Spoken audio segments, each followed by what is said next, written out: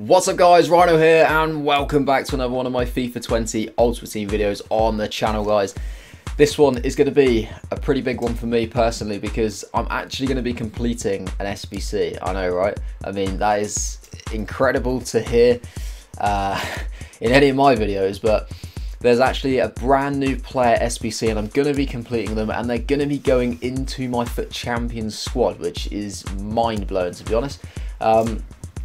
Before I do get into it though guys, I do have to firstly apologise because obviously we've just got the new release of a new promo, the FUT Player Days, and obviously all this new like CONMEBOL Libertadores stuff, and there's a whole new like kickoff team, few new objectives, there's a couple of like, there was one like challenge SBC and stuff like that, and I actually did it in I recorded it all and I did the SBC and I did my 3 pack that you get. I actually got an ultimate pack for my my amount of days that I've logged in, if you guys have seen that, and then I watched the recording back, just sort of like bits of it, and realized that I had issues with my Streamlabs, and some of the recording was like buffering and there was bits where the image was literally just completely frozen for like a few minutes. So I was like, well, I can't release that for you guys. I mean, we need good standard stuff. You can still hear me, but it was just terrible. So I've had to just wipe that. So unfortunately I don't have that video for you guys because it wasn't in a good enough quality to upload. And you know, I could go through the players, I go through the objectives and stuff, but without the packs there, I don't think it's really like particularly worth it. I mean, you guys can let me know if you want to see me talk through some of the various players, but honestly there's not really a lot to talk about. It's mainly just the players that you can see there, really, 1 or 2 others, but nothing to really scream and shout about in fairness. But I just thought it would have been quite nice to go through it in a video. But anyway, we do have this SBC, which is a Player Moments DAVINSON Sanchez, which EA have released as part of this promo. It's available for 4 more days, so I'll probably say 5 days. It's probably something like 4 days and like 19 hours, something like that. And I actually think it looks incredible, I've got to say. I do think it looks really good. Apparently, he won the Copa Libertadores in 2016, which I had no idea. I don't know who he was playing for when he did that. I don't know if any of you guys know, but it must have been before he moved to Ajax, I presume. And I know that this guy has been a bit of a beast against me in like, not this particular card, but some of his other versions have been a bit of a beast against me throughout the year in some games. I still haven't actually used a single version of DAVINSON Sanchez, so I figured, you know, this is probably the best time to do it, because realistically, is this card going to get, you know, is DAVINSON Sanchez going to get a high rated card this year? He isn't really, because he's been involved in 2 promos now. He's been involved in this one and obviously the FUTMAS promo before. He's realistically not going to get any informs, and I think even if he did get an inform, I'm not sure if it would actually be above the 88 rated card. And he's not going to get a team in a season or anything like that. So I think the only way he can really get another upgrade is if EA kind of forced it upon him. And realistically, like I said, if they've already involved him in 2 previous promos, I'd like to think they might involve some different players for once. I mean, this is EA, so we don't really know for sure, but you would like to think they might go for some different ones. So I reckon this is probably going to be the best DAVINSON Sanchez card that you will see this year. So I'd say worth doing. So have a look at his stats. So medium height work rate, 6'2", right foot, not really a lot kind of changes there. Obviously ridiculously quick. You know, sprint speed being the highest stat is a big thing for him as well. Just excels in all the defensive areas that you would wish him to excel in, really. There's not really a lot to kind of talk about. He can pass the ball, I suppose, quite well, which is always a bonus. He only has 64 passing on his card, but if you look at like the short passing, which is 85, and long passing, which is 75, kind of the main passing stats that you would need on a centre back, he can do it. He just doesn't have like the crossing, the free kick accuracy, but who cares? Honestly, who cares? Good ball control. Good ball control for a centre back. Good composure as well. Just kind of has a lot, really. Everything that you would require. Strong, aggressive. So we're going to go ahead and get him done. And honestly, the big reason why I'm doing this, because it's actually really good value for money. I thought this card was going to be like 350k, something like that. Like normally these sort of cards at this stage of the year, they're just ridiculously expensive. But this time, you literally need 2 85 rated squads and just 1 inform on this second squad. So we're going to go ahead and look at the first squad right now.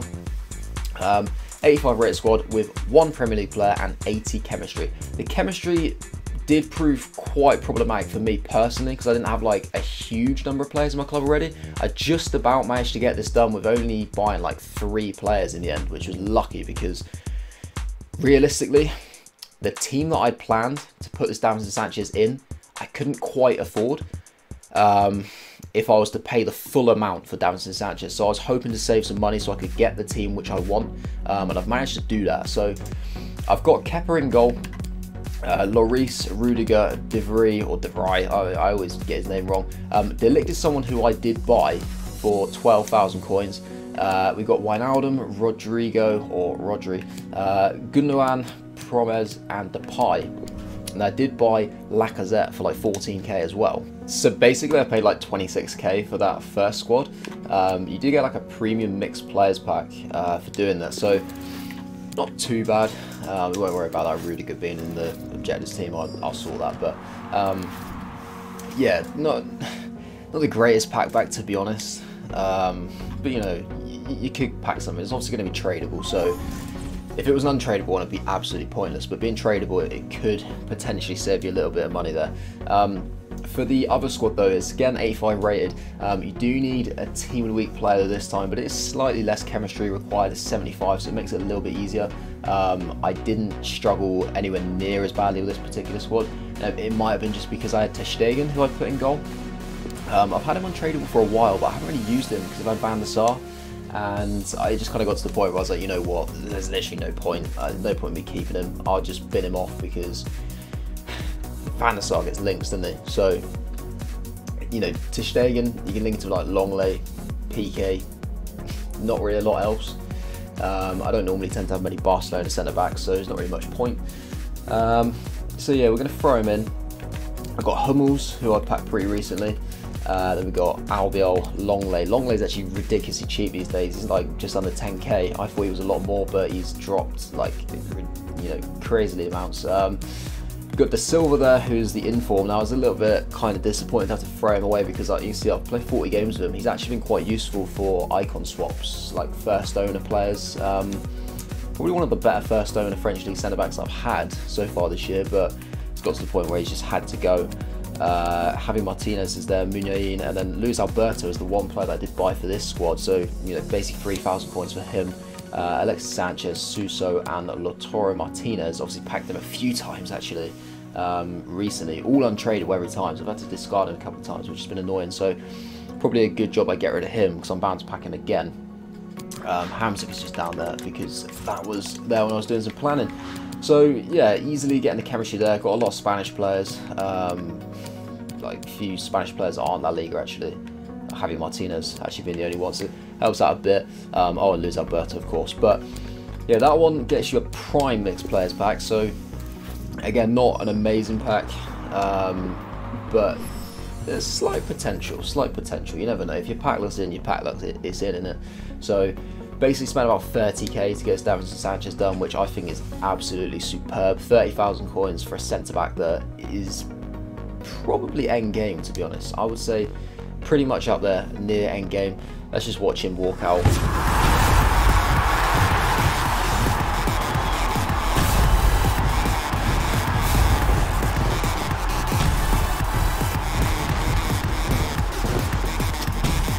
Interesting pose. I haven't seen that in so long. I've not seen a player walk out from SBC in such a long time, but he's going to go straight into the club. So basically, this is essentially how he fits into the team that I've planned. Very, very different team to what I've had previously. So let's put him in. I'm going to start off with Kante in the centre-back slot, but obviously, like I said in the video when I packed him, he's not going to stay there because he's going to be terrible at centre-back because he's 5'6". But if I can move him into midfield, it'd be ideal. So what I'm going to do is I'm going to buy Desai, and I'm going to drop him back So hopefully those two should swap quite nicely. He's about 600k Desai, but I can afford that now. So I don't really mind too much going for him. Maldini's an interesting one I'm going for a left back, and it's literally only because I really wanted to use this upgraded Kent in midfield. And there's no good English or Scottish league left back, so I've had to go for an icon to get the player on full chemistry. You could argue you could play him on 7 chem, but I'm one of those people that I kind of get a little bit OCD about it. I'd rather play him on full chem, so I go Maldini. He's about 400k. He does look really good though. It's only the baby card, but for a baby icon to be like 400k, I mean, he's got to be pretty good. He's got everything that you could ask for really in a defender. Maybe not the greatest going forward, but I'm not going to need him to do that, to be honest. So he's going to be absolutely fine, I would imagine.